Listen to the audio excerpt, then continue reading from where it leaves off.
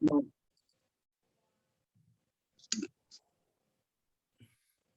Bueno,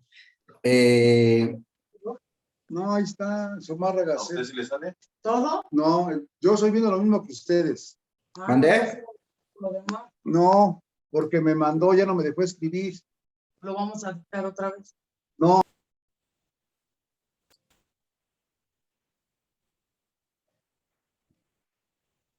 Ok. Bueno, vamos a seguir. ¿Se acuerdan que estábamos contestando los hechos y las demandas tienen hechos constitutivos? Y tenemos que buscar en las en las contestaciones, hechos impeditivos, hechos modificativos o hechos extintivos, ¿sí? Por ejemplo, el hecho es el 15 de marzo de 2005, el suscrito doné a la señora Antonia Juárez y esta recibió el uso, goce, disfrute y libre disposición del 50% de la parte alícuota del inmueble ubicado en, como lo acredito con la copia certificada del primer testimonio de la escritura pública que acompaña como anexo 2. Tenemos para contestar, primero nos tenemos que preguntar ¿es un hecho de las partes? ¿Es un hecho mío? ¿Es un hecho de la actora? ¿O es un hecho de terceros? ¿De quién es el hecho?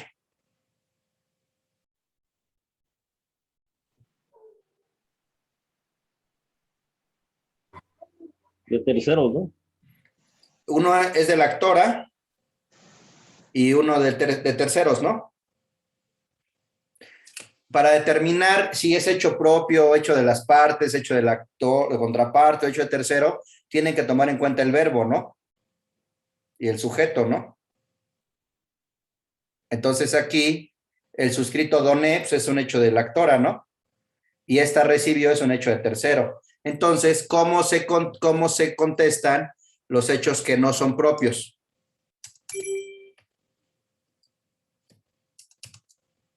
Ni lo afirmo ni lo niego. Así es.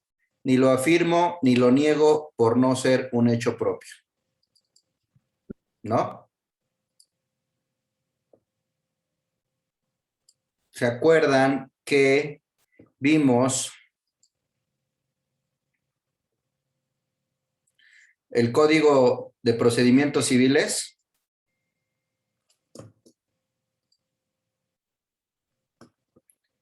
En el Código de Procedimientos Civiles se establece esa situación. ¿Cómo se aplica? ¿Cómo se aplica el...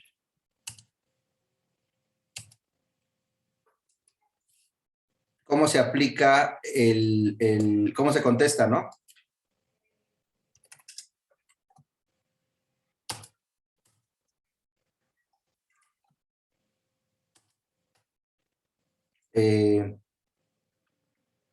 A ver.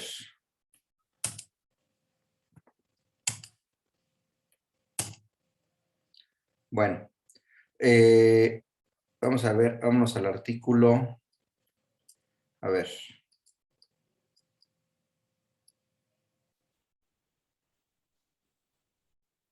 Vámonos al artículo.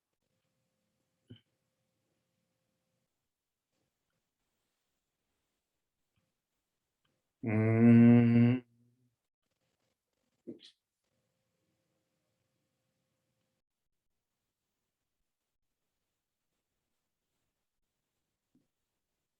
266. Artículo 266 del Código de Procedimientos Civiles. ¿No? El artículo, ¿sí se ve el código? Sí, se Sí, ve. profe. Sí. Sí. El escrito de contestación al demandado no se refiere a cada uno de los hechos, confesándolos, negándolos o expresando los que ignore por no ser propios, ¿no? Se tendrá perfectamente confesados. Ok. Bueno. Entonces,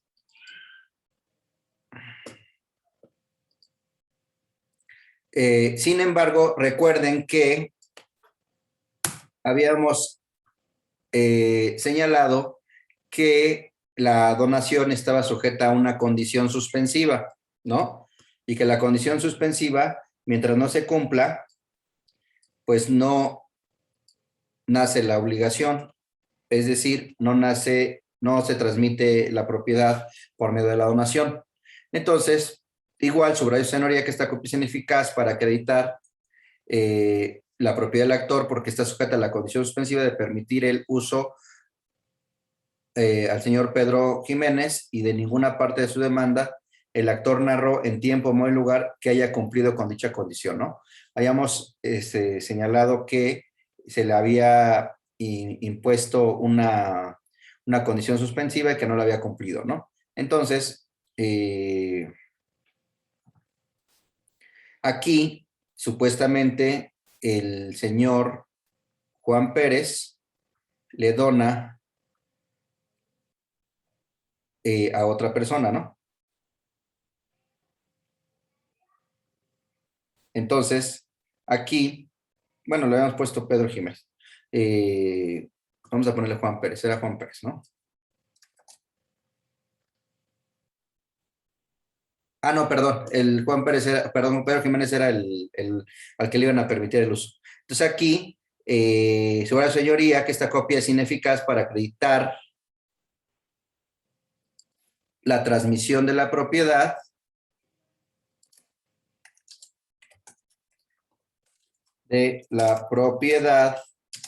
por donación en virtud de que el actor no es propietario o para evitar incurrir en algún fraude procesal o algún tema, en lugar de decir en virtud del actor no es propietario, en virtud de que el actor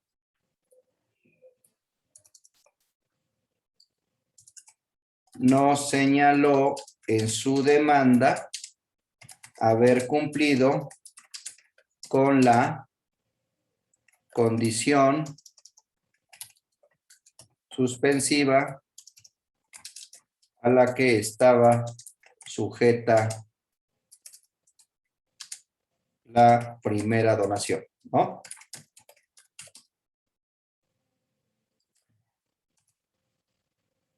Entonces, ¿esto qué quiere decir?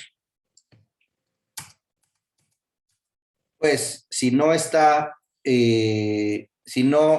fue cumplida la condición suspensiva, no tiene el carácter de donatario, no le fue transmitida la propiedad y por lo tanto, pues tampoco él puede transmitir la propiedad a un tercero, ¿no? Después, acuérdense que esta persona que donó demandó la revocación de la donación y el juez, dentro del juicio correspondiente, declaró la revocación de la donación y condenó a la señora a la que le había donado, la señora Antonia, devolverle el inmueble, ¿no? Entonces, cuando contestemos el hecho, nos tenemos que preguntar, ¿es un hecho de las partes? ¿Es un hecho de tercero? ¿Es un hecho del actor? ¿O es un hecho propio? ¿O del demandado? Entonces, ¿qué hecho es? Del actor, del demandado, de terceros. De terceros. Del demandado y de terceros, ¿no? Entonces, ni lo afirmo ni lo niego por no ser un hecho propio. ¿No?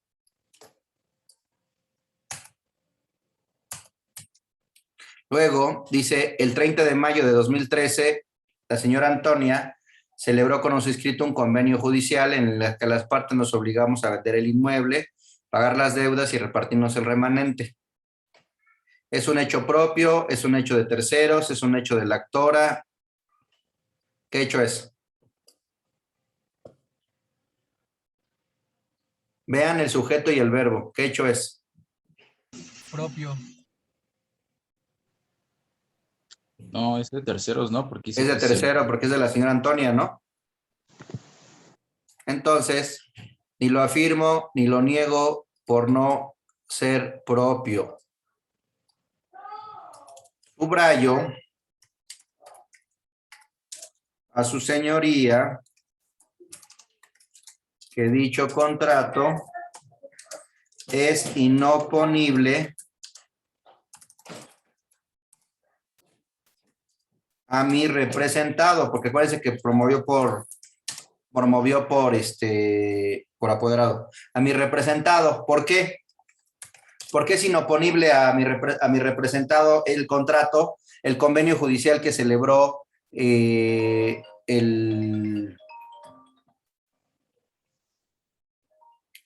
¿Por qué es inoponible el contrato, el convenio judicial que celebró el actor con una tercera persona?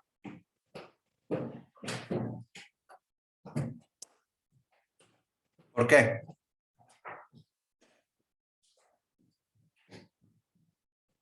¿Por qué es inoponible?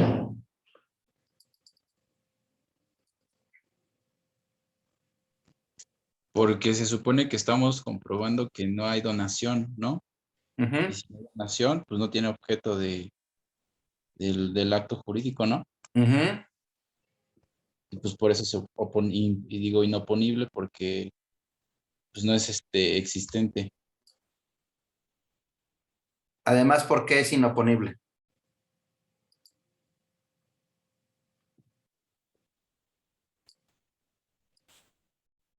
¿Cuál es uno de los principios fundamentales del contrato?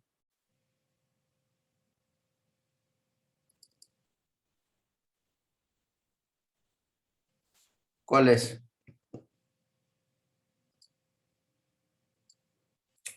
Consentimiento y objeto, ¿no? De los principios.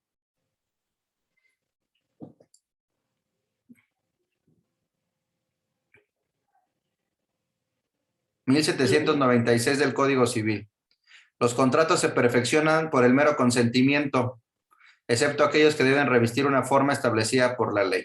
Desde que se perfeccionan, obligan a los contratantes.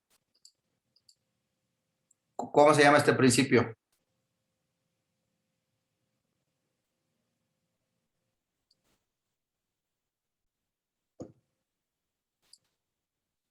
El principio res inter alios acta, ¿no?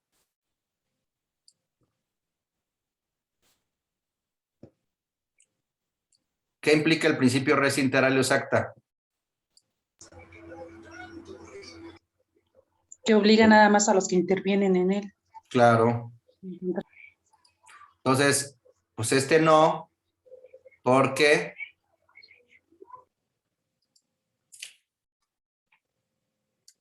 mi representado, ¿qué? No fue parte, ¿no? ¿De acuerdo? Ahora, recordemos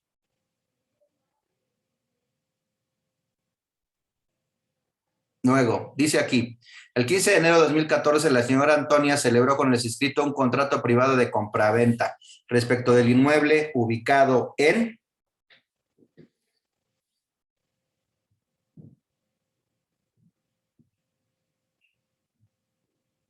¿Es un hecho propio? ¿Es un hecho de terceros? ¿Es un hecho del actor?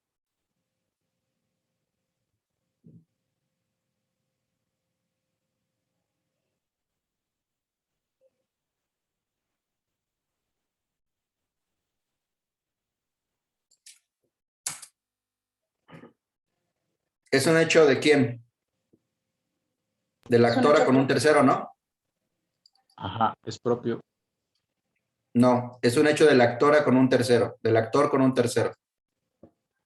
Propio es que sea del demandado. Ni lo afirmo ni lo niego por no ser propio, ¿no? Luego, el 20 de enero de 2015, la señora Antonia fue obligada a salir del inmueble referido por diversos sujetos por medio de violencia, como lo acredito con la testimonial de dicha persona, así como de los señores tal. ¿Hecho de quién es? Propio, de tercero, de la actora.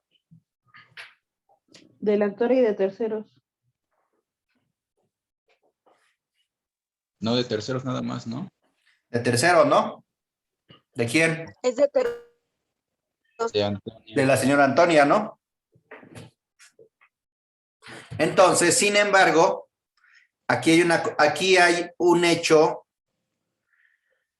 que puede ser extintivo. Recuerden que ustedes tienen que determinar si es hecho, si lo afirmo, si lo niego o lo ignoro por no ser propio, pero tienen que buscar hechos impeditivos, modificativos o extintivos.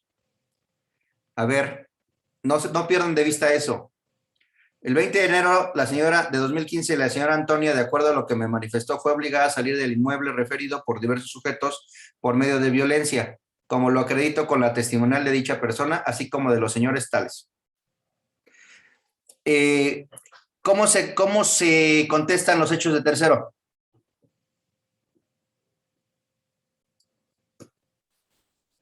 Ni lo afirmo ni lo niego.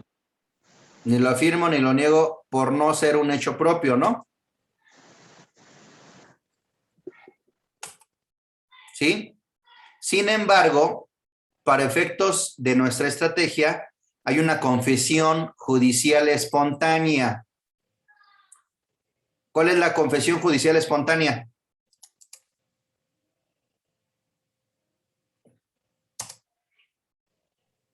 La de los señores, que les consta. No. ¿Cuál es la confesión judicial espontánea que nos va a servir como demandados para oponer nuestra excepción de prescripción? La confesión es de la señora Antonia, que fue obligada a salir. Esa no nos sirve porque estamos aceptando la violencia. Estamos aceptando la posible comisión de un delito, ¿no? Y nos vamos a la mala fe de 10 años, ¿no? ¿Se acuerdan que vimos el artículo que señalaba que si se entró por medio de delito, se considera de mala fe y entonces la prescripción son 10 años, ¿no? ¿Qué nos sirve aquí? Desmenucen el hecho. ¿Qué nos sirve aquí?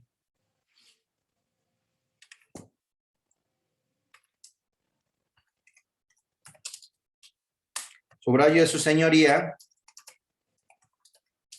que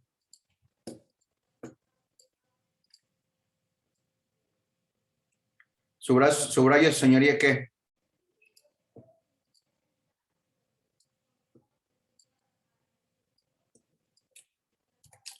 la confesión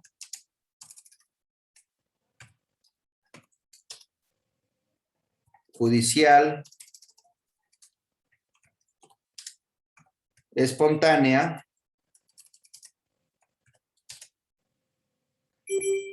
de la actora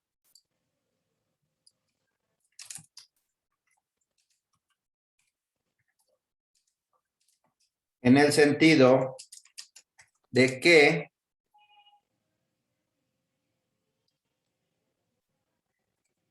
ni del actor, ¿no?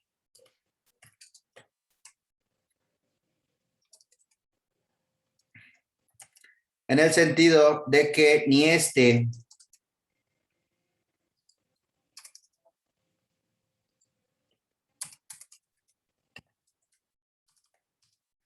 ni la señora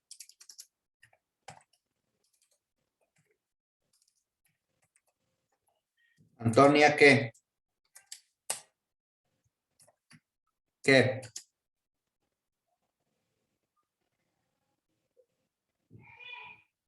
De que ni la señora Antonia, ¿qué? ¿Cuál es el hecho que nos sirve para poner la excepción de prescripción?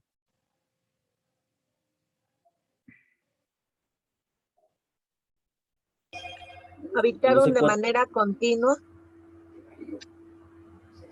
No. Están en posesión, ¿no? Del inmueble. Así es. Subraya su señoría la confesión judicial espontánea del actor en el sentido de que y la señora Antonia poseen el inmueble, materia de este juicio, desde el 20 de enero de 2015, ¿no? Es lo que nos sirve, ¿no?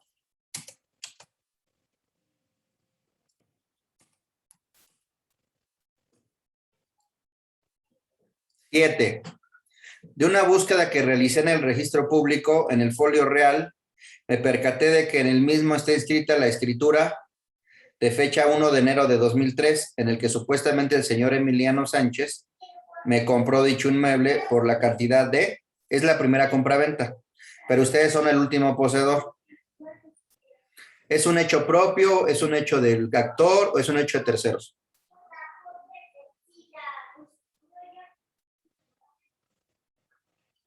¿Qué es?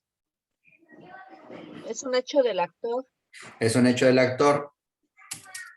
Entonces, ni lo afirmo ni lo niego por no ser un hecho propio. ¿Sale?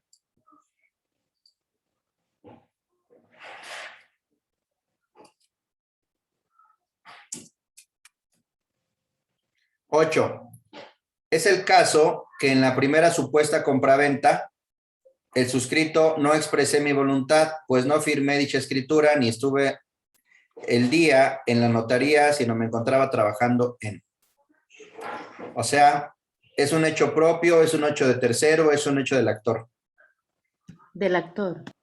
Entonces, ni lo afirmo ni lo niego por no ser propio.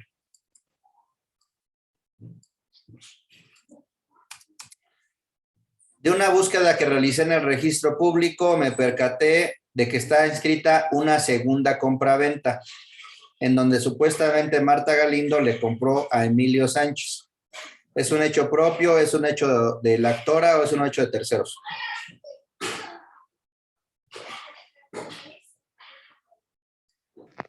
Es un hecho del actor. De tercero. En parte es un hecho de la actora y en parte es un hecho de terceros, ¿no? Ujú. La búsqueda es de la actora y el contrato, la celebración del contrato es de terceros, ¿no? Marta y Emilio, ¿no? Ujú.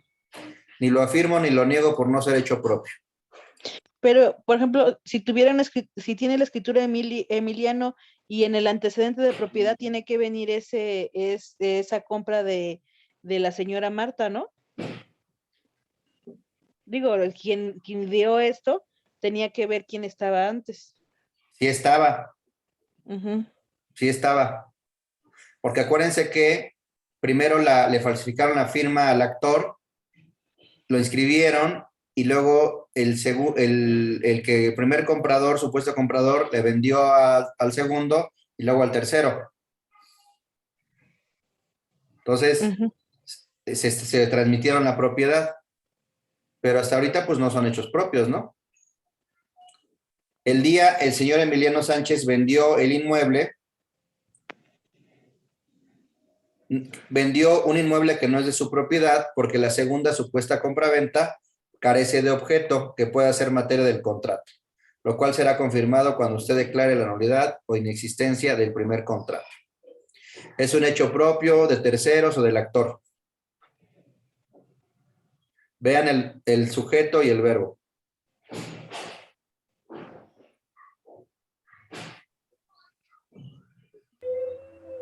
El De tercero. terceros.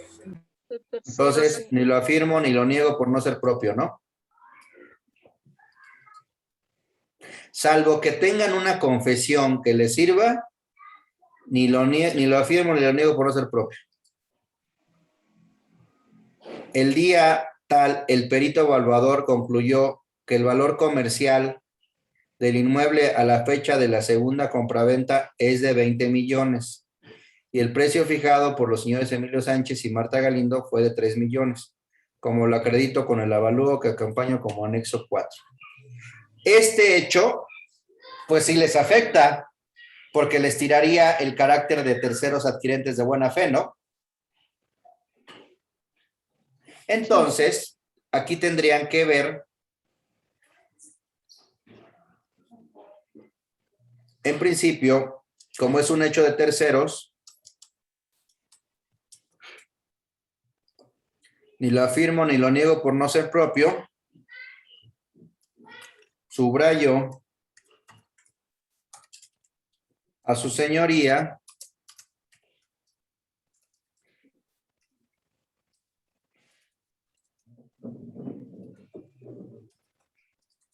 que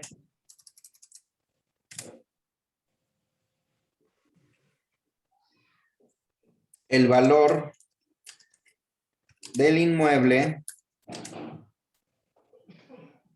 a la fecha de la primera compra-venta es de 5 millones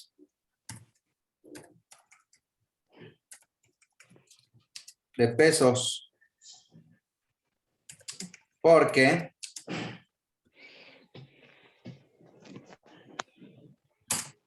¿qué se les ocurriría? ¿Por qué en lugar de 20 valdría 5? ¿Por el deterioro del inmueble? Porque tiene una antigüedad de 70 años. Está totalmente deteriorado. ¿Qué más se les ocurre? Tiene deudas de predial, de agua. Ajá. Que ascienden Tiene, a tanto y disminuye el valor. ajá, tiene adeudos del impuesto predial por la cantidad de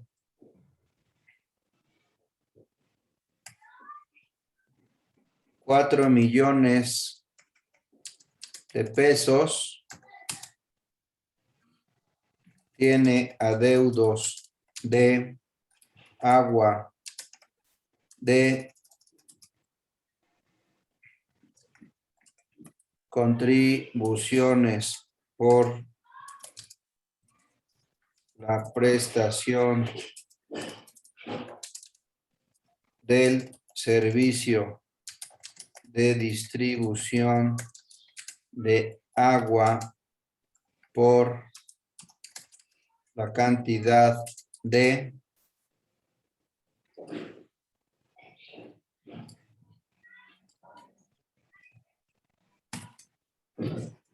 $500,000 y así, ¿no?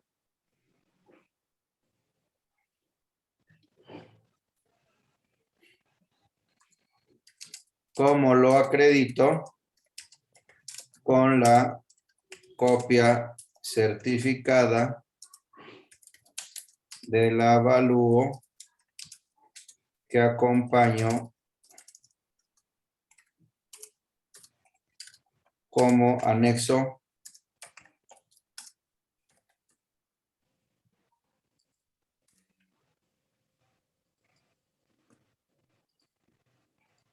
¿no? ¿Qué otra cosa se les ocurre que podría mermar el valor del inmueble?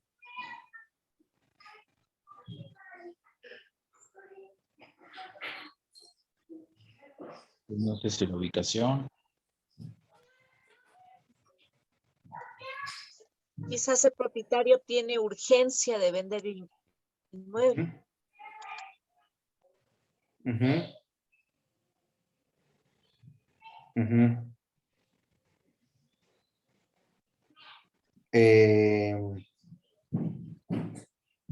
Pues que esté sujeto a un litigio, ¿no? Sí. ¿No?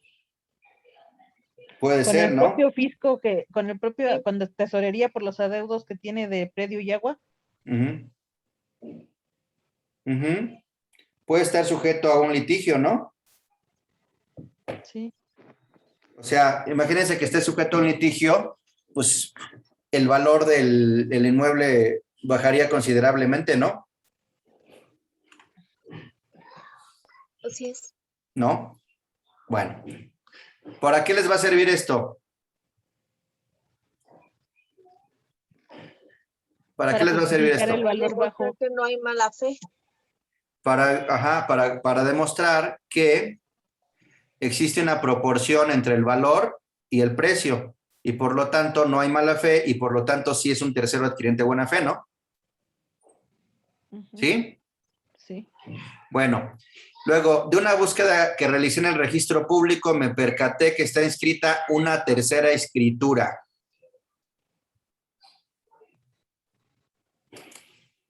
¿Hecho propio, hecho del actor o hecho de tercero?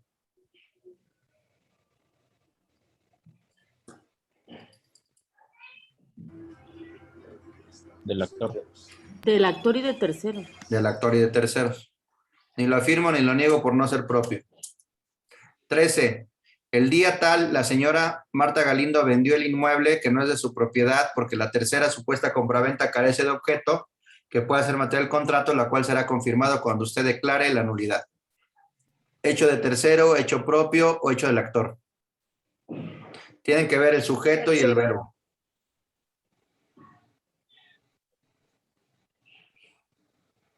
De tercero. Tercero.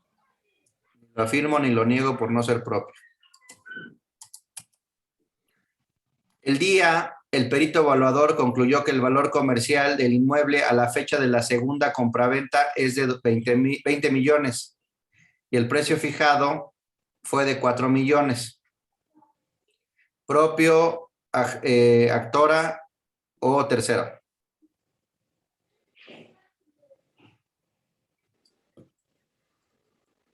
Tercero.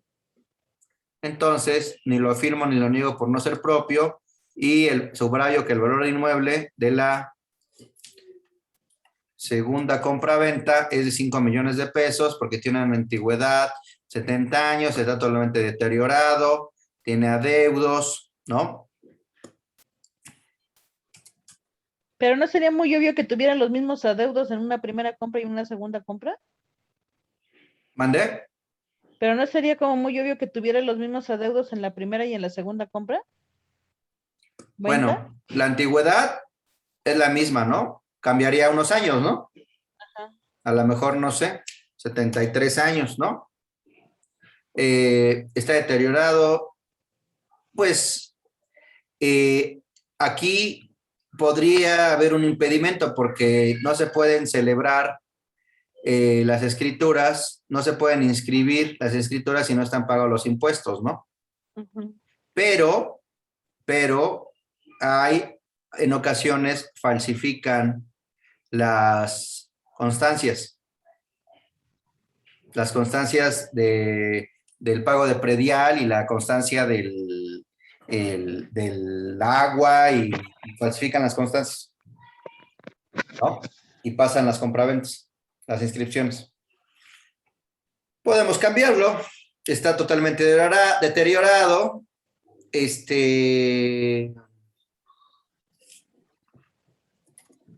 Está sujeto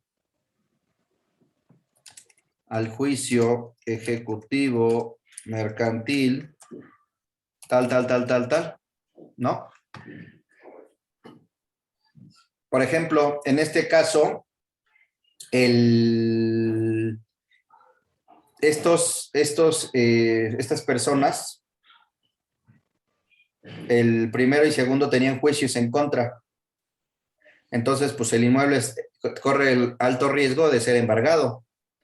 Entonces, corre ese riesgo. Un inmueble que corre un riesgo así no vale lo mismo que un inmueble que no tiene ese riesgo, ¿no? Entonces, ustedes tienen que ser creativos para buscar los hechos impeditivos, extintivos o modificativos. Este es modificativo porque si el valor normal vale 20 millones, ustedes tienen que ver cómo se modifica ese precio, ¿no? Cómo disminuye, ¿no? Entonces tienen que buscar todas las vías habidas y por haber para disminuirlo, ¿no? ¿Sí? Sí. De una búsqueda que realicé en la página del Poder Judicial Virtual, encontré que los demandados son a su vez demandados en los juicios. Le pido que al momento de dictar sentencia tome en cuenta que la presunción humana consistente en que una persona normal, en una situación normal, no adquiere un inmueble ni realiza los trámites de inscripción cuando tiene en contra una sentencia en la que existe el peligro de que le embarguen el inmueble. ¿Se acuerdan que les dije que el primero y el segundo tenían juicios, ¿no? Ujú. Sí. ¿Es hecho propio, hecho de la parte actora o hecho de tercero? Del actor y de tercero. Entonces, ni lo afirmo, ni lo niego por no ser propio, pero meto a mi canasta lo que me sirve. ¿Qué me sirve? ¿Mm? ¿Qué me sirve? Pues que es verdad que estaba el inmueble en un litigio, por lo Así es. tanto el precio había sido deteriorado. Claro, Entonces, claro. Subrayo, su señoría, que el inmueble estaba sujeto a las resultas del juicio tal, ¿no? Por lo que el valor, pues, es menor. No es un inmueble limpio. El de 2021 presentó una denuncia en contra de Emiliano, Marta, José Luis, por hechos relacionados con la adquisición del inmueble en materia de este juicio, como lo acredito con la copia certificada de todo el actuado en la carpeta de investigación. A la fecha no ha quedado prescrita la acción penal con base en los artículos 110, 230 y 310 del Código Penal del Distrito Federal, aplicable en la Ciudad de México. ¿Para qué es este hecho? Ustedes tienen que descifrar para qué es este hecho y tienen que buscar hechos impeditivos, modificativos o extintivos. ¿Para qué es este hecho? ¿Para qué lo puso el actor este hecho?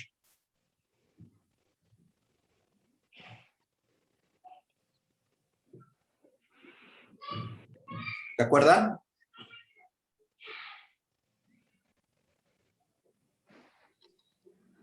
¿No se acuerdan? ¿Para qué lo puso?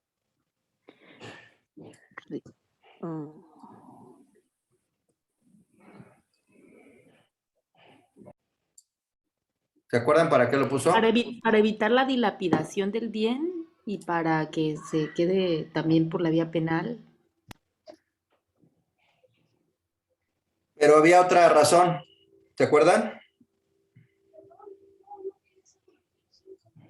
sí, porque de otra forma entonces podría no aplicarse en contra del segundo y tercer comprador. Fue para acreditar la mala fe. Primero para acreditar la mala fe, pero ¿se acuerdan de otra?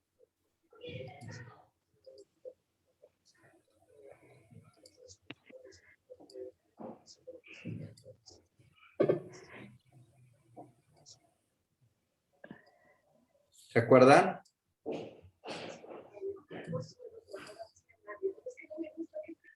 Sí, ¿Para qué era?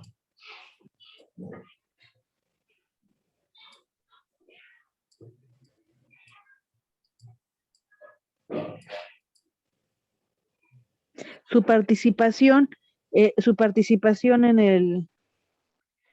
en estas compras indebidas. Bueno, ¿Pero para qué? porque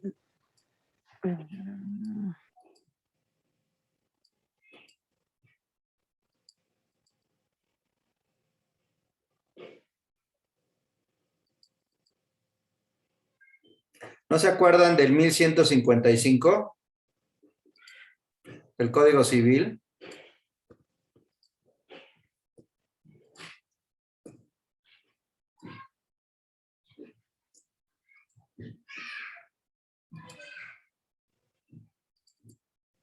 ¿No se acuerdan que se había puesto porque el 1155 señala la posesión adquirida por medio de la comisión de un delito se tendrá en cuenta para la prescripción a partir de la fecha en que haya quedado extinguida la pena o prescrita la acción penal, considerándose la posesión como de mala fe?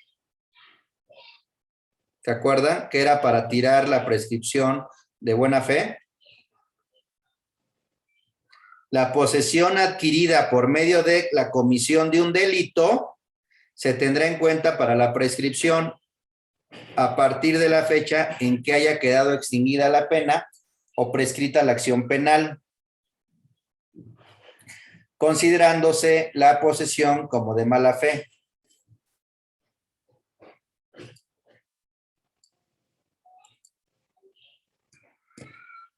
Y de ahí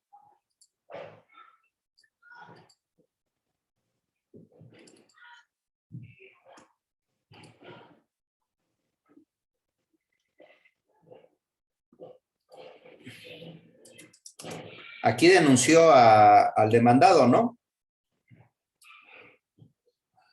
Sí. ¿No?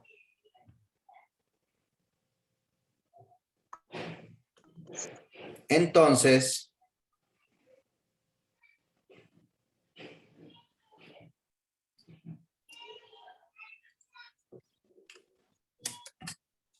es cierto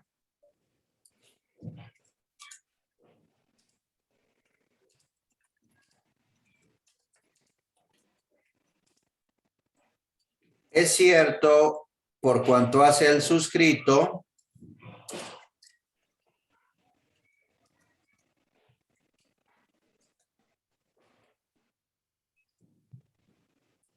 únicamente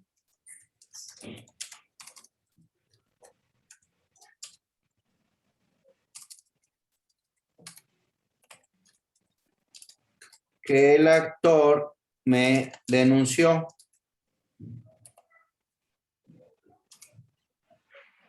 ¿No? ¿Cuál sería el hecho modificativo, impeditivo o extintivo?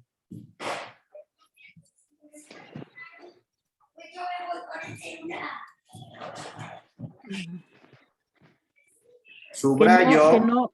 Que no tuvo un resultado favorable esa denuncia para los intereses del actor. No acreditó los elementos constitutivos del delito. Bueno, los elementos del delito. ¿Que no lo adquirió por comisión de delito? Efectivamente. Efectivamente.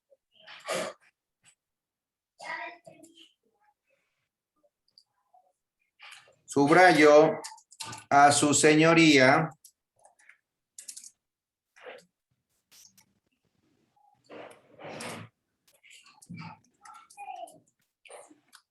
que mi representado no adquirió la posesión por medio de delito. ¿No?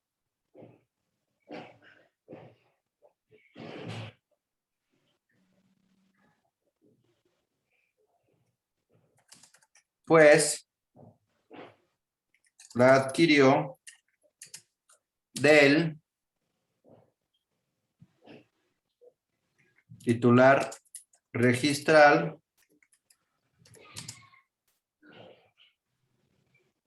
y a un precio proporcional al valor del inmueble, materia de este juicio. ¿No?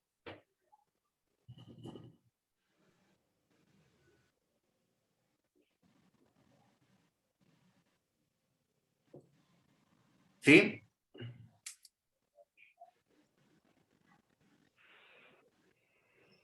Sí. ¿No? Pues mi representado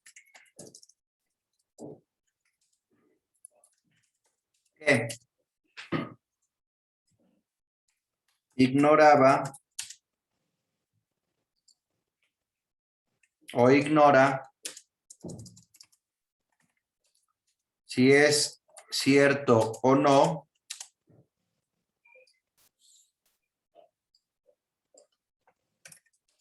las afirmaciones de la actora o del actor en relación a la primera y segunda compra-venta. Y si no hay conocimiento, ¿qué no hay? Mala fe. Para efectos penales. Fraude. Para No efectos delito. penales, ¿qué no hay si no hay conocimiento? Una causa de exclusión del delito. ¿Qué no hay? ¿Cómo se cometen los delitos? No hay una sanción. ¿Cómo se cometen No hay los dolo. delitos? Dolo. No hay- así es, no hay dolo. Porque los delitos se pueden cometer por dolo o por, Culpa. entre otras cosas. Ujú. Hay muchas clasificaciones, pero se puede cometer por dolo o por culpa, ¿no?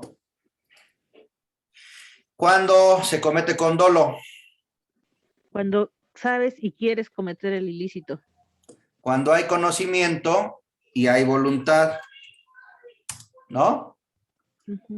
Y aquí, si no hay conocimiento, entonces no hay qué, Delito. no hay dolo, ¿no? ¿Están de acuerdo? Sí. Entonces, le arroja la carga de la prueba al actor de demostrar que el demandado tenía conocimiento, ¿no? Ujú. Y puso en su demanda que tenía conocimiento. Puso en su demanda que tenía conocimiento. Pues sí, en su demanda sí puso que tenía conocimiento. ¿A poco puso en su demanda que tenía conocimiento? Ah, no. En su demanda no puso que tenía conocimiento. No puso que tenía conocimiento. Entonces, si no tenía conocimiento, entonces, si no puso en su demanda, ¿qué pasa?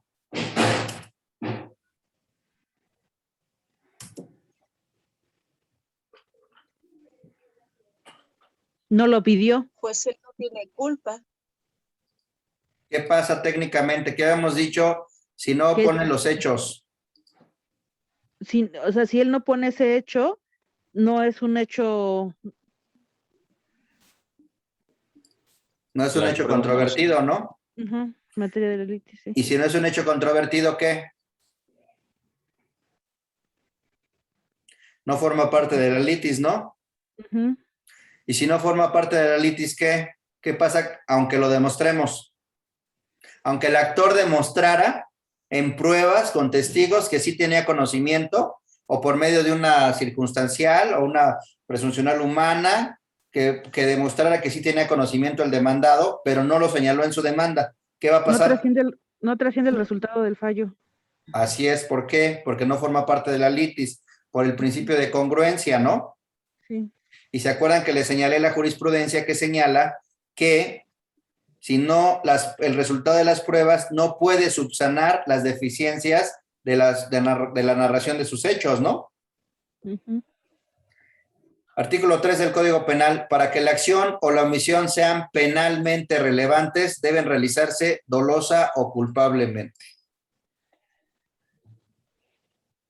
¿No?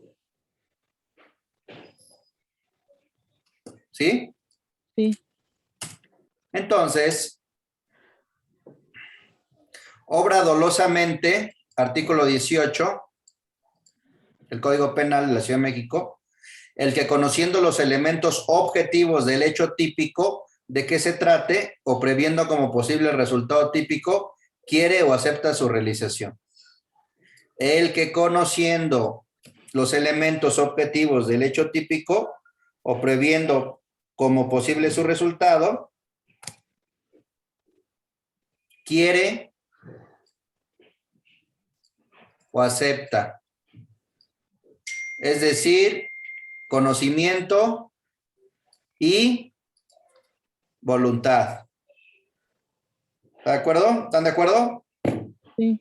Entonces, si no Entonces, señala... el demandado no tendría que decir, no tendría que explayarse más sobre eso. Claro, con simple negarlo, Ujú. ¿no?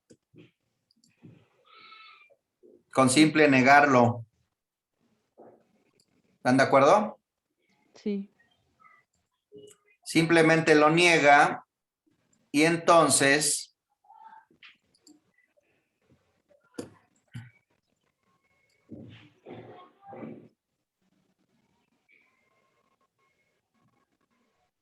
ignora si es cierto o no las afirmaciones del actor. O sea, lo ignora. No hay conocimiento. Y todavía le podremos poner intervino su voluntad en ellas, ¿no? Ya no va a poder modificarlo, ¿están de acuerdo? Sí. Bueno. ¿Qué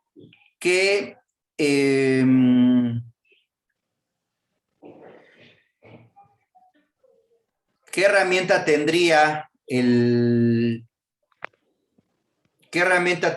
actor para intentar rescatar su juicio? Porque ya con eso, pues con eso, la prescripción sería de 5 años, ¿no? Sí. Porque dice que si es por medio de delito, la prescripción es de mala fe y son 10 años, pero si no, pues es de 5 años, ¿no? Sí. Y ya confesó atrás que no están en posesión desde el 2015, ¿no? ¿Cómo subsanaría eso? ¿O intentaría subsanarlo? Salvo que el demandado dijera algo más y hubiera un hecho superveniente, ¿no? No lo va a decir. No lo va a decir, ok. No lo dijo. Ujú. No lo dijo porque Fue listo. el demandado tomó el curso y les conté que no deben de decir más de lo suficiente, ¿no? ¿Se Ajá. acuerdan del de la oreja, no? ¿O no? ¿O se los vuelvo a contar? Vuélvalo a contar. Bueno. En el libro, a ver,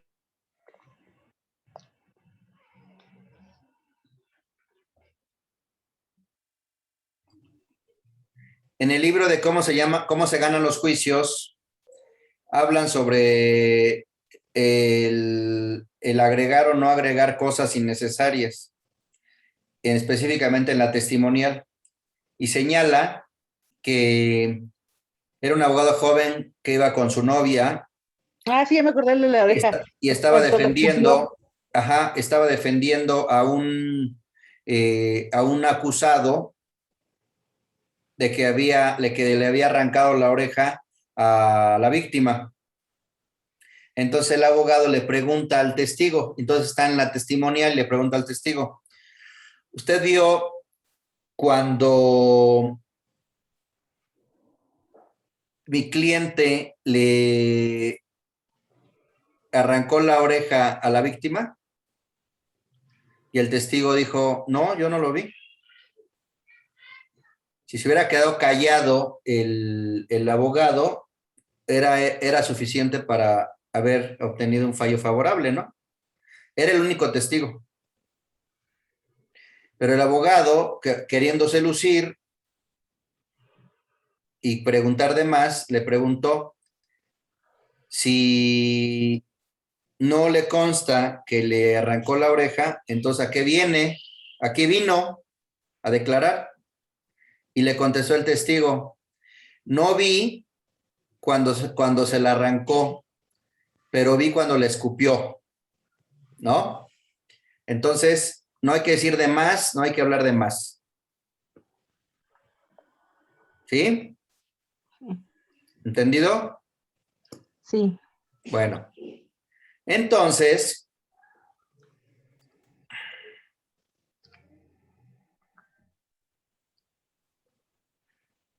me quiero regresar un poquito. Me estaba regresando a qué podía hacer el actor para subsanar su error. Por eso es muy importante que ustedes hagan este ejercicio cuando demanden o contracontesten. van viendo cuáles son lo vulnerable, la vulnerabilidad de su posición, ¿no? Aquí ya vimos la vulnerabilidad de la posición, de que pues, no dijo que les constaba, ¿no? O no dijo que habían terminado que conocía y tenía voluntad, ¿no? ¿Qué haríamos? ¿Qué haría el actor para subsanar en estrategia procesal? Bueno, pues iría al 81, ¿no? Al 81 del Código de Procedimientos Civiles, ¿no?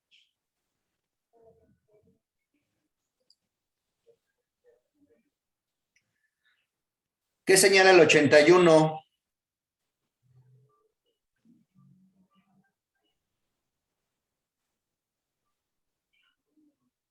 Que las sentencias deben resolver todos los puntos de las demandas. Sí, pero también señala otra cosa.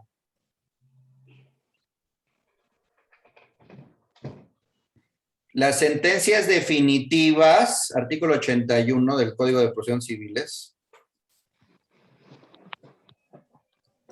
Aguas con esto porque es un error común. Siempre, nunca he visto una excepción que no lo cometan.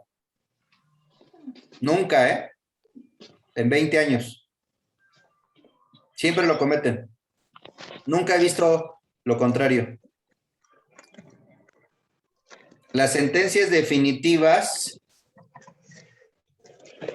también deberán ser claras, precisas y congruentes con las demandas, las contestaciones y con las demás pretensiones deducidas oportunamente en el pleito.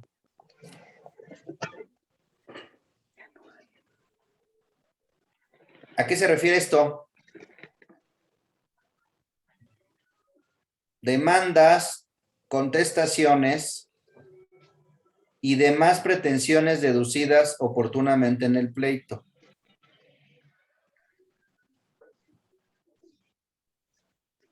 Estamos hablando de los supervenientes, ¿no?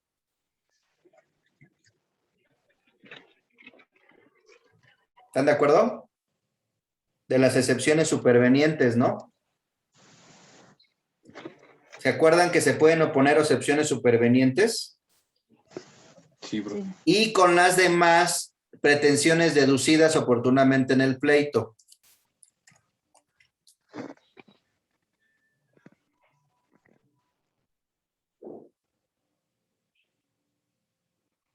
Miren. Miren. Artículo 260. El demandado formulará su contestación o demanda a la demanda en los siguientes términos. Todas las excepciones que se tengan, cualquiera que sea su naturaleza, o sea, sustantivas o procesales, se harán simultáneamente en la contestación y nunca después, a no ser que sean supervenientes.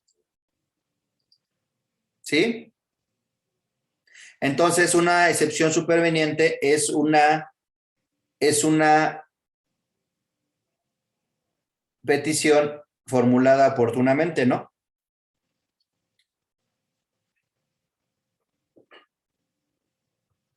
Y habíamos dicho que por igualdad procesal, ¿qué? Pues también se debía admitir la demanda, ¿no? La ampliación a la demanda, ¿no? Por hecho superveniente, ¿no? ¿Sí? O sea, que se le debía dar una interpretación conforme al artículo 17 que establece que la justicia debe ser completa y porque el 34 señala que admitida la demanda, así como formulada la contestación, no podrá modificarse ni alterarse, salvo los casos en que la ley lo permita. Y los únicos casos en los que la ley lo permite es en las excepciones supervenientes, no en la ampliación de la demanda por hechos supervenientes.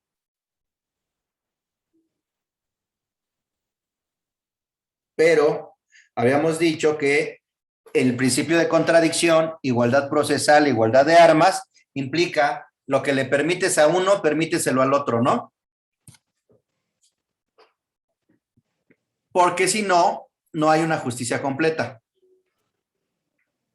Y no hay una justicia con las debidas garantías, en términos del artículo 25 de la Convención Americana de Derechos Humanos, con las debidas garantías. Si no me permites ampliar por hecho superveniente, no voy a tramitar un juicio con las debidas garantías, ni va a haber una justicia completa. ¿No? ¿Cómo generarían el hecho superveniente? ¿Cómo lo generarían?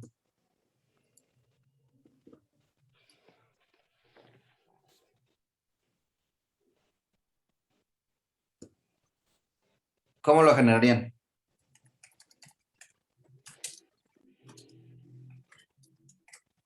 ¿Con qué?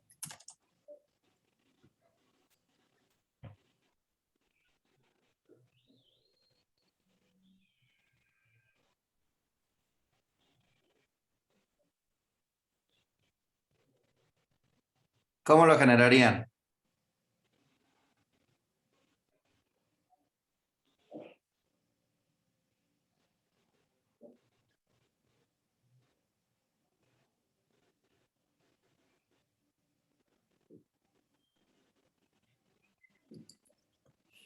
Miren, hay una tesis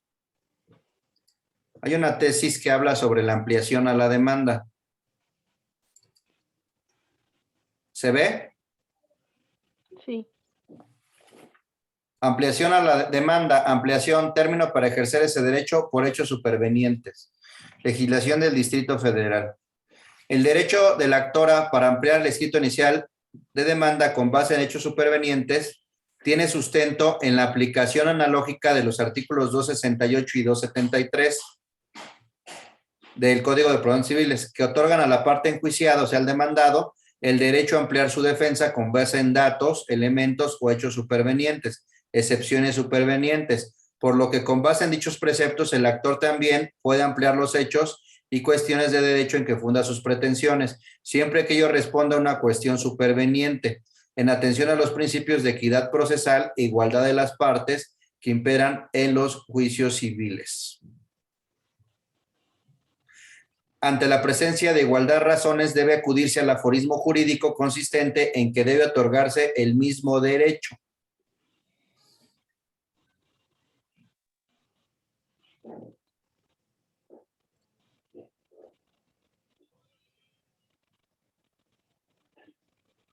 ¿Ya vieron? Entonces, ¿pero cómo generan el hecho superveniente? Pues en la denuncia penal, ¿no? En la carpeta de investigación. En el momento en que logren acreditar en la carpeta de investigación el conocimiento y la voluntad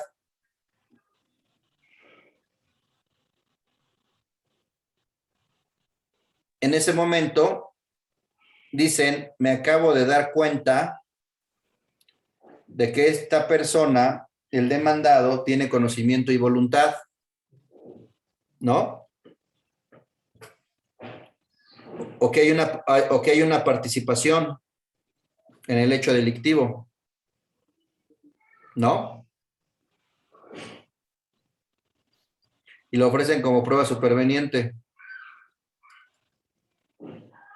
Al ampliar como prueba superveniente, le van a dar la posibilidad al demandado de contestar la ampliación superveniente. ¿Y el demandado qué va a decir?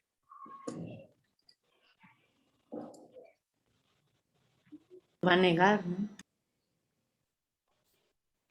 ¿Qué diría?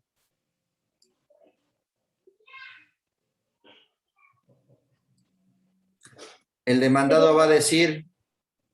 Pero ¿por qué sería un hecho superveniente si él mismo está diciendo en el escrito de la demanda que existía esa denuncia? El hecho nada más es que existía la denuncia. Nada más la presentación de la denuncia. Ok. Si yo fuera al contrario, pues verificaría si ese hecho ya estaba acreditado antes de la presentación a la demanda, ¿no? Y diría que ya no es superveniente, Ujú. ¿no?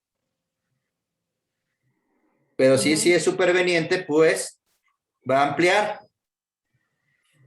¿Y qué diría el contrario?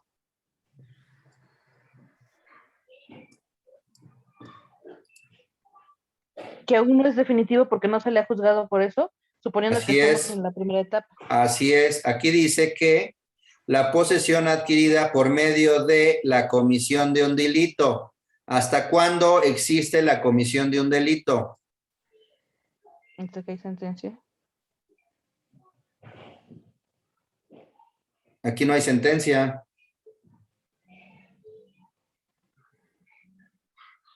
Y entonces nos iríamos a qué legislación para determinar cuándo legalmente existe la comisión de un delito. En el Código Penal. ¿Al Código Penal o al Código Nacional de Procedimientos Penales?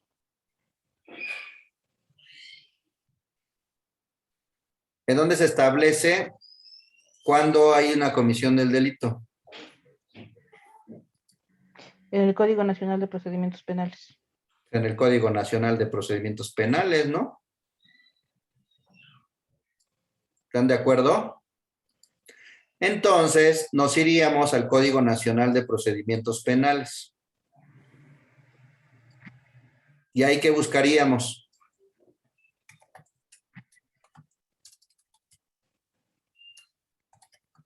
¿Qué buscaríamos?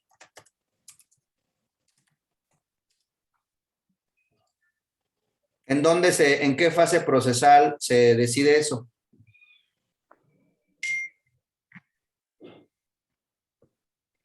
¿En qué fase procesal se decide que hay o no delito? La sentencia. Pues en la sentencia.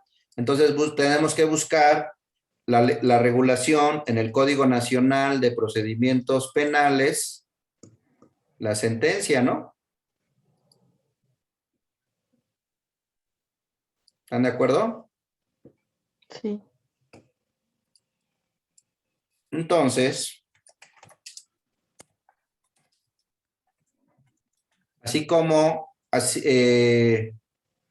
entonces el demandado dirá, juez, dale una interpretación conforme ¿a qué? Acuérdense que la interpretación conforme, de acuerdo al artículo 1 constitucional, quiere decir que se le dé una interpretación acorde a un derecho humano.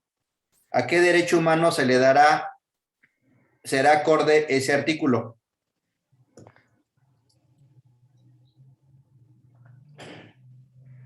¿Acorde a qué?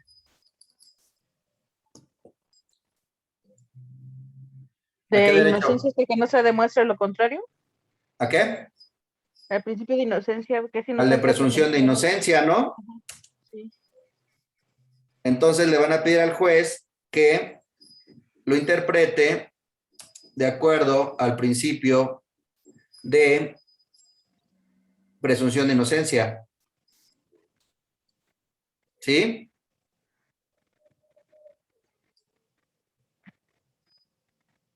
Sí.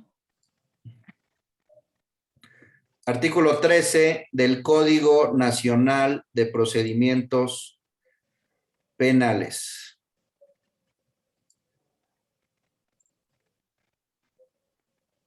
Toda persona se presume inocente y será tratada como tal en todas las etapas del procedimiento, mientras no se declare su responsabilidad mediante sentencia. Y también está en la Constitución, ¿no?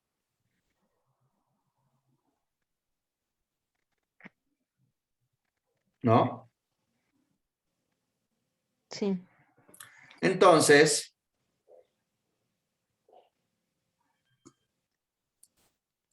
le van a pedir que él interprete de manera conforme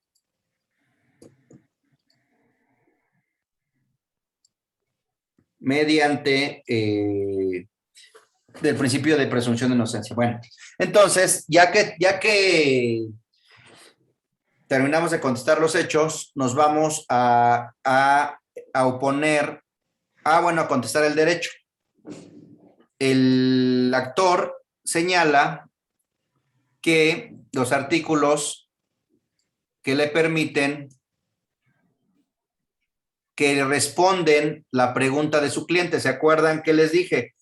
La base es la respuesta a la pregunta del cliente, es decir, la consecuencia jurídica que ustedes quieren lograr con la hipótesis. La consecuencia jurídica que quieren lograr es la nulidad o inexistencia del primer contrato, del segundo contrato y del tercer contrato. Del primer contrato por la falta de consentimiento, el segundo y tercero por la falta de objeto, ¿no? Entonces aquí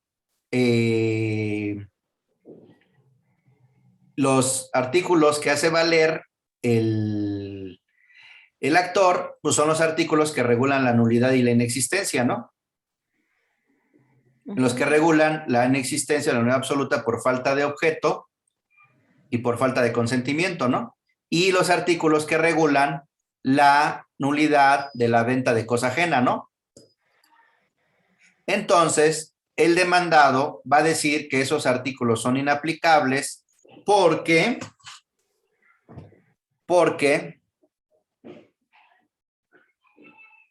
con base en el 3009 del Código Civil, aunque se anule el derecho del primero y del segundo, se deben de respetar los derechos del tercero adquirente de buena fe. Y el demandado es tercero adquirente de buena fe porque le compró al titular registral, le pagó el precio, existe una proporción entre el valor del inmueble y el precio, y entonces soy un tercero adquirente de buena fe, ¿no? Entonces son inaplicables. ¿Por qué? Esos artículos que tú dices son la regla general, pero por excepción existe que cuando soy un tercero adquirente de buena fe, debo ser protegido, ¿no? ¿Sí? Sí. Ok. Entonces, después vienen las excepciones. Vamos a poner las excepciones. Hay dos tipos de excepciones. Las excepciones procesales y las excepciones sustantivas. Las excepciones procesales se refieren a hechos normalmente impeditivos.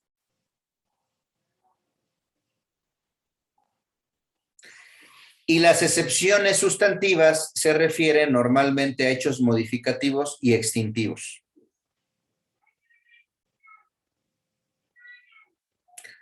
El artículo 35 y siguientes del Código de Procedimientos Civiles, pues establecen cuáles son las excepciones procesales.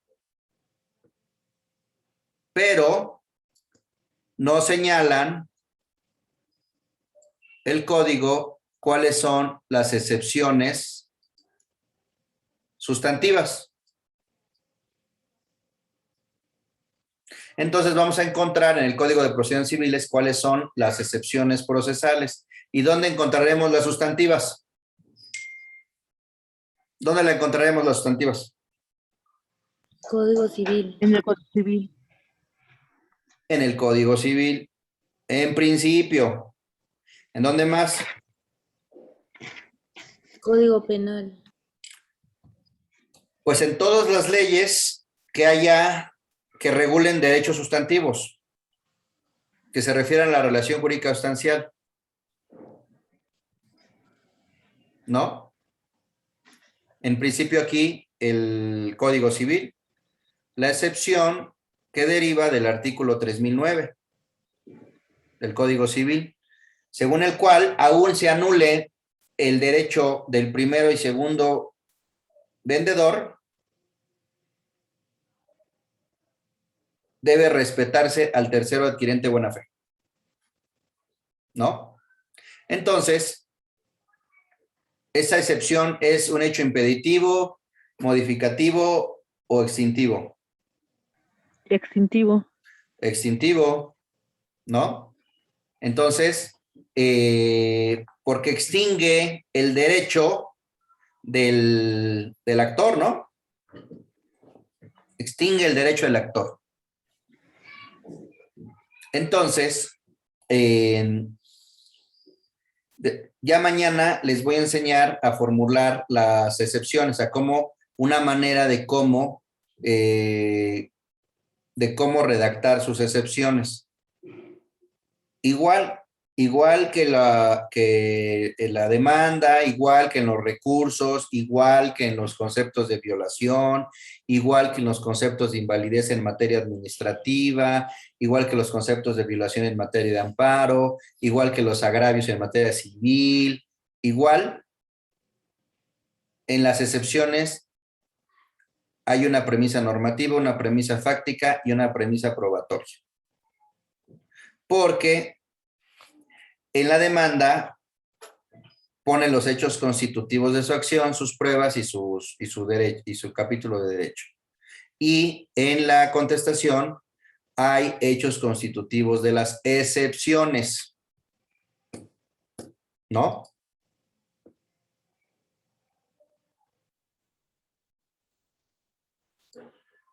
Hechos constitutivos de las excepciones. Bueno, aquí ya se está viendo, es que había una falla, por eso no se los pasaba. Ya nos quedan 3 minutos, los aprovechamos al máximo. Y les quiero enseñar cómo oponer las excepciones.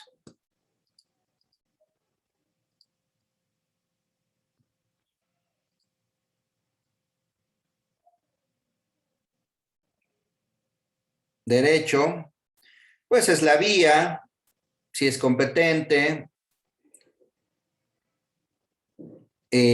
Aquí valoraremos la capacidad, tiene capacidad, actuó por su propio derecho, no hay litis consorcio, si es una acción real, y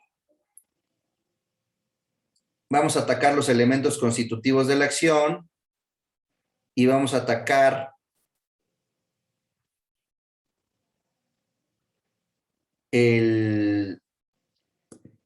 esto, mira.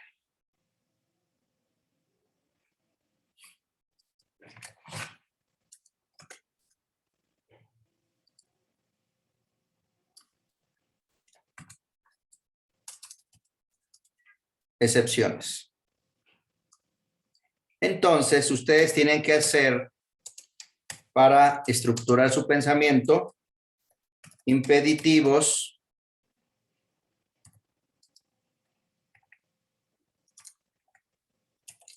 modificativos, extintivos. Entonces tienen que buscar hechos constitutivos de sus excepciones, impeditivos, modificativos o extintivos. Los impeditivos derivan de las excepciones procesales. Y las excepciones procesales están en el Código de Procedimientos Civiles.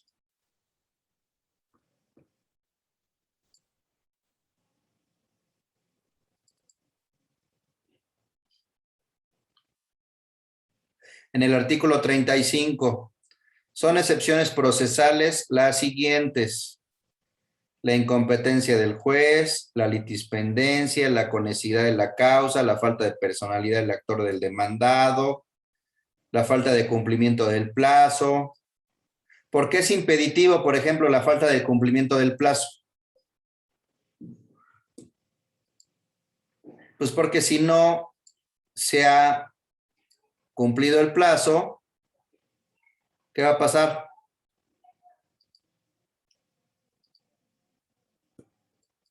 Si no se ha cumplido el plazo, ¿qué va a pasar? No se actualiza la hipótesis. Pues no hay manera de que proceda la acción, ¿no? no en este momento, sino hasta que se cumple el plazo, ¿no? Exacto. ¿No? Bueno, Sí. en este caso, realmente lo que hay son extintivos, ¿no? Entonces, van a buscar impeditivos, modificativos y extintivos. En este caso hay extintivos. Y entonces lo que van a poner, ya por último, la primera, hay dos formas de hacerlo de manera genérica o agarrar las prestaciones y sobre cada prestación o poner excepciones. Esto es más técnico. Agarro las prestaciones y opongo. Esto tampoco lo he visto mucho, ¿eh? Normalmente ponen las excepciones, esta y esta.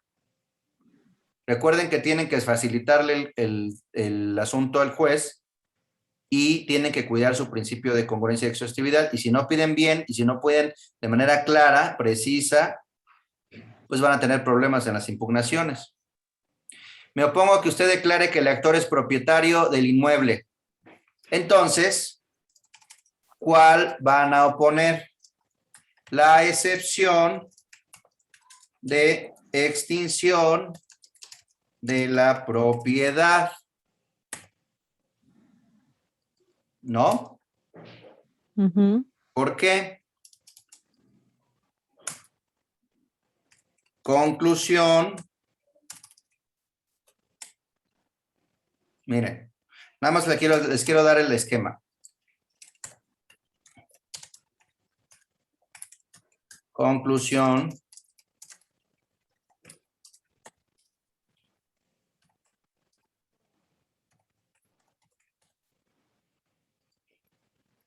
Conclusión. Premisa normativa.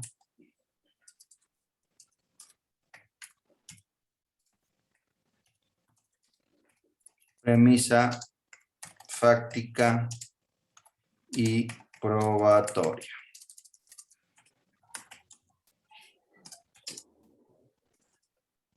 Entonces, tenemos que buscar cuál sería la conclusión.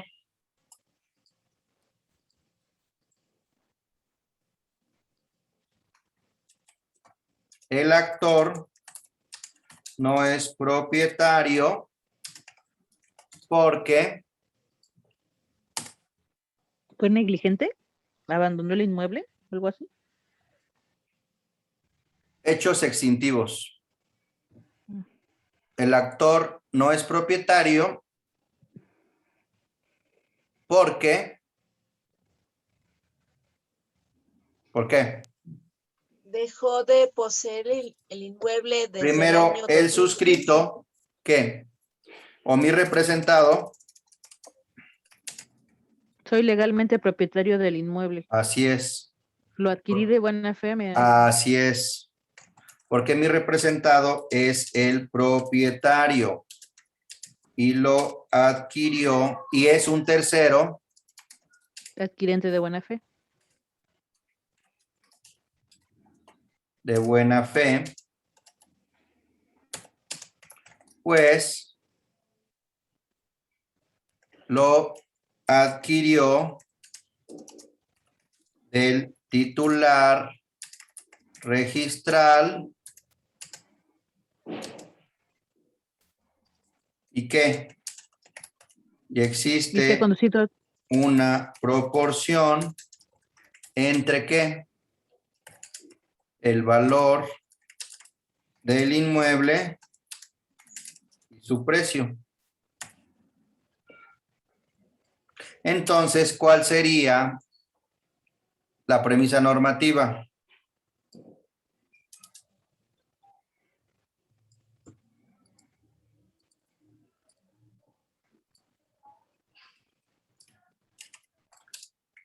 El artículo 3009 del Código Civil establece que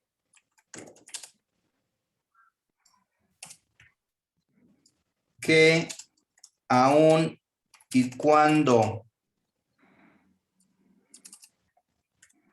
cuando sea anulado el derecho de los anteriores adquirentes, debe ser respetado el derecho del tercero adquirente de buena fe. Luego, ya con eso termino. En el caso concreto,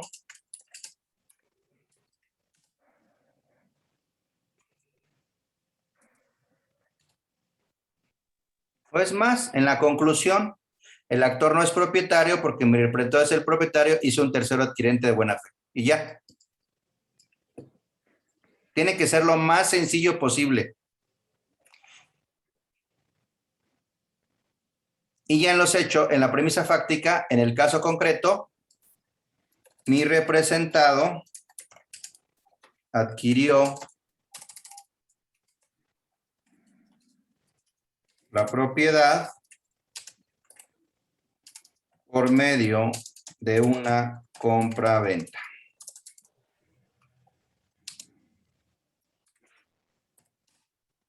¿No? Ujú. ¿Y qué?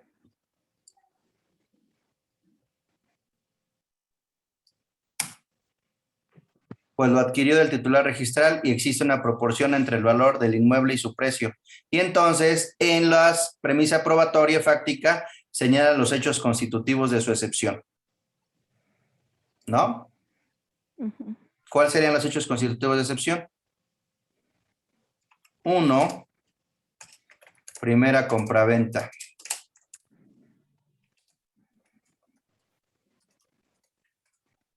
2, segunda compraventa.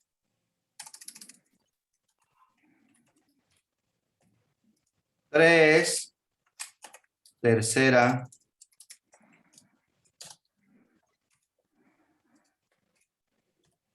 4,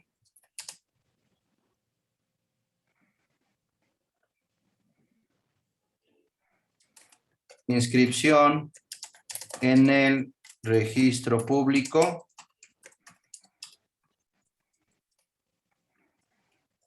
De la primera, segunda y tercera compraventa, ¿no?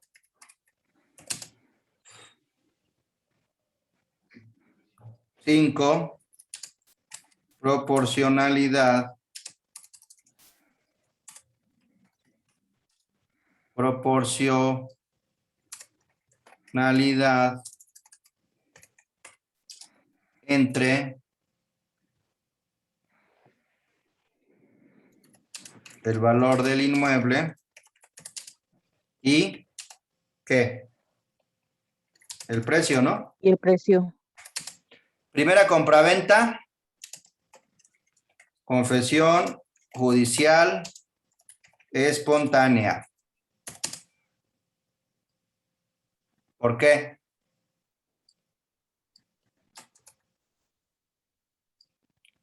Porque el actor la confesó, ¿no? Ujú. La segunda compraventa también la confesó. La tercera compraventa también la confesó. La inscripción en el registro público también la confesó. Y el único hecho controvertido va a ser la proporcionalidad. ¿Están de acuerdo? Ujú. Entonces, aquí es un hecho extintivo, ¿no? Bueno. Ya por último, ya nos quedamos aquí. Nada más les quiero comentar un tema. Les quiero comentar ya por último un tema de de la prueba, ¿de dónde sacamos la confesión judicial espontánea? ¿De dónde la sacamos?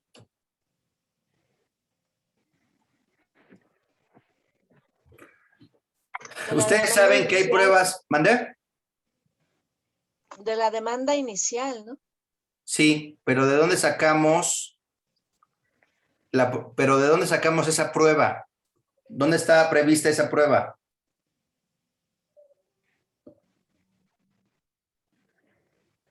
¿Ustedes sabían que hay pruebas nominadas y nominadas? O sea, nominadas e innominadas. ¿Sabían eso?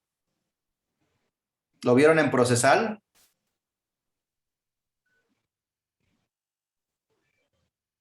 ¿Lo vieron o no? No. No lo recuerdo. No sé por qué me da la impresión que nada más somos como 3. Bueno, lo que pasa es que el código de procedimientos no puede enumerar todos los tipos de pruebas que hay, pueden haber de muchos tipos, entonces por eso... El 278, así es, establece para conocer la verdad sobre los puntos controvertidos, puede el juzgador valerse de cualquier persona, sea parte o tercero, cualquier cosa o documento, ya sea que pertenezca a las partes o un tercero. O sea, puede agarrar lo que quieras, pero que las pruebas no estén prohibidas en la ley, por la ley, y ni sean contrarias a la moral. Pues la confesión judicial espontánea no está regulada expresamente, pero deriva de la confesión de una persona, de la manifestación de una persona, ¿no? Entonces está valiendo de cualquier persona. Aquí están las innominadas en el 278. Por ejemplo, hay una innominada que puede ser o una mixta que puede ser la testimonial, acompañada de la pericial en psicología para valorar el testimonio, ¿no? Bueno, eso lo vamos a ver después. Entonces ya mañana ya se nos está acabando, híjole, se nos está yendo la semana. Mañana terminamos ya con las excepciones, pasamos a las pruebas y a los alegatos. Mañana retenemos las excepciones, ya son muy sencillas. Las pruebas también son muy sencillas de este asunto. Y les quiero enseñar a hacer el pliego de posiciones, porque luego he visto que no saben hacer los pliegos. Les voy a enseñar a hacer las preguntas. No vamos a entrar a todas las pruebas, solo algunas. Algunas que considero que son las de mayor dificultad y que hay más errores en la práctica. Y de ahí pasamos a los alegatos. El jueves, ya mañana es miércoles, ¿verdad? El jueves, híjole, no sé, nos vamos a tener que, bueno, si quieren, si no terminamos el jueves, o terminamos mañana y el jueves tenemos nuestra clase última, o quieren que terminemos y nos vamos al viernes, o nos vamos al jueves y terminamos el domingo o el sábado. Bueno, yo prefería el sábado. O terminamos el viernes. O no tenemos el viernes y tenemos el sábado para concluir. ¿Qué piensan? ¿Cómo puede ser? Viernes y sábado también podría ser. Bueno, si quieren viernes y sábado para concluir. Sí, está bien. Que haya una segunda parte. Ah, no, pues sí, vamos a armar un curso ya específico sobre la pura demanda, otro sobre la pura contestación, otro sobre las puras pruebas, otro sobre los puros recursos, otro sobre los puros amparos, ¿no? ¿Están de acuerdo entonces que nos vayamos de aquí al sábado? Sí, está bien. Sin problema. Sí, está bien. Sí, profesor. Bueno, tendré que abusar de su tiempo. Ay, di nosotros del suyo. No se preocupe, Al profe. contrario, profesor, gracias. Bueno, Tener es respeto. que no me gustaría dejarles trunco el curso. Maestro, yo sí, a mí no me queda muy claro eso de la confesión legal espontánea. ¿Es lo que manifiesta el actor en su demanda? ¿Lo tomo como una confesión legal espontánea? Sí, La confesión legal espontánea es lo que manifiesta que le afecta, porque acuérdense que hay jurisprudencia que señala que lo único que vale de la confesión es lo que le afecta, no lo que le beneficia. Busquen la jurisprudencia que señala que lo único que vale de la confesión. Busquen la jurisprudencia que se llama confesión divisible.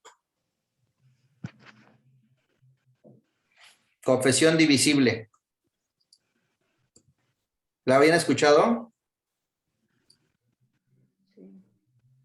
No.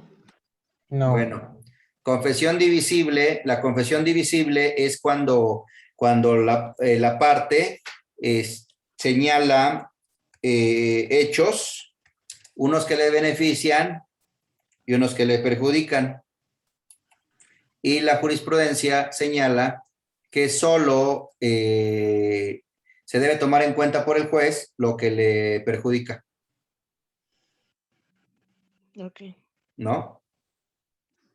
Entonces, miren, les voy a enseñar rápido nada más una jurisprudencia para irnos. No, perdón, esta no. Les voy a enseñar rápido la jurisprudencia. Miren. ¿Ya vieron? Confesión surte efecto solo en lo que le perjudica. Aun cuando existe criterio de que la confesión es indivisible y por tanto ha de tomarse tal como se produce, en el sistema en el que la confesión es divisible, pues solo surte efectos en lo que le perjudica al que la hace y no en lo que le favorece. ¿No? Entonces, esa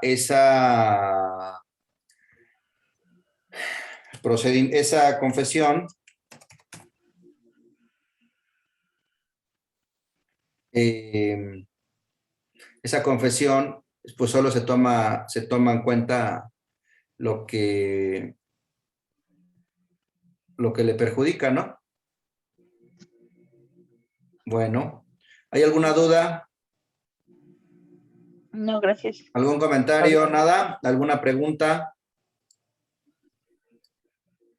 Bueno, nos vemos mañana. Trataré de sí estar a las 8 para poderle avanzar y poder ya terminar más temprano, ¿no? Bueno, nos vemos mañana. Gracias por su asistencia. Que Y descanse, profesor. pues hay que seguir todavía hacer unas cosas, pero bueno, descansen porque ustedes tienen clase mañana. 8 p.m., ¿verdad? El curso, 8 p.m., por favor. Si puedo antes, ¿ustedes pueden antes? ¿Como a las Sí. 7? Sí. ¿O no? Sí, Sí. profesor. Bueno, voy a intentar si puedo a las 7 para avanzarle más. Y si no, pues a las 8. Yo les aviso, ¿no? Órale, bien. pues. Está bien, profesor. Nos vemos. Saludos. Buenas noches. Muchas gracias. Hasta Buenas mañana. noches. Buenas noches. Gracias.